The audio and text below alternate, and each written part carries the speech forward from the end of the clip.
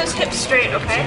Pat Rummerfield spends a week every month working with patients like Aaron at the Kennedy Krieger Institute's International Center for Spinal Cord Injury in Baltimore, Maryland. Technically, his job title at the Institute is spokesperson and fundraiser, but his most important role is to be there for patients who first and foremost need his moral support. Being able to touch the lives of others, knowing what they're going through. I myself have been in those same situations and I've had the same thoughts run through my brain that, you know, that's going through theirs. It's a huge honor. This time I want you not to lean back on the wall. In 1974, Rummerfield's neck was broken in 4 places in an auto accident. At the time, it was considered an impossible injury to recover from. Doctors told his father he would be dead within 72 hours. They didn't know about Rummerfield's undying will. A week later, there was another meeting with my father, and they said that I'd beaten the 1,000,000,000 to 1 odds, that they were pretty positive that I was going to live, but the prognosis was still grim. He spent the first year at a physical rehabilitation facility. Then, he and his recently retired father decided to manage his rehab on their own. It was very intense. 5 hours a day. Whatever moved, I'd lift a weight with it. You know, very slowly, very, very slowly, things started coming back. It took about 3.5 years, but I could drag my right side for about 100 feet. And then I'd have to sit down and rest or take a nap. After 17 years of grueling rehabilitation, Rummerfield is considered the first fully functional quadriplegic, described by many as a walking miracle.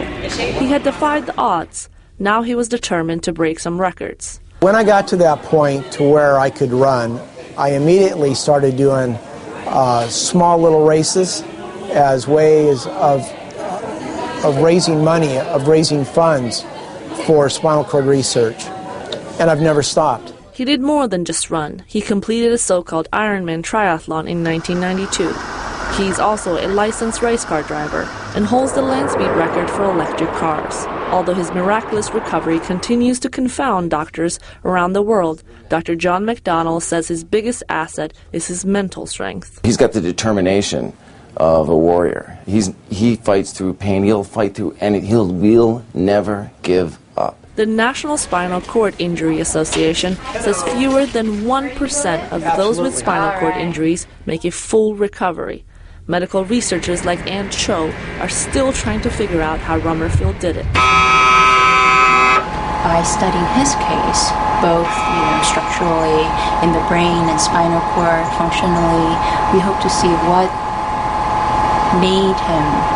made it possible for him to recover. And those findings, hopefully, we can and will be able to eventually apply to other patients. Whatever Rummerfield's larger role may be for medical research, his life's work is with patients like Erin. Erin was a conjoined twin at birth. Her spinal cord was damaged during the separation surgery.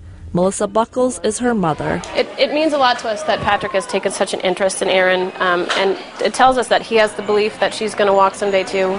We look at Pat as a miracle, but also something that is attainable. Good, Erin. Good job.